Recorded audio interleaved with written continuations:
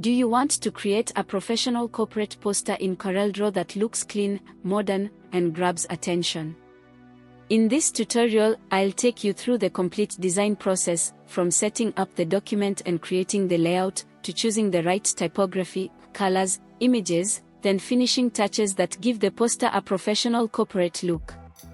Whether you're a beginner or an experienced graphic designer, you'll learn practical techniques you can apply to your own projects.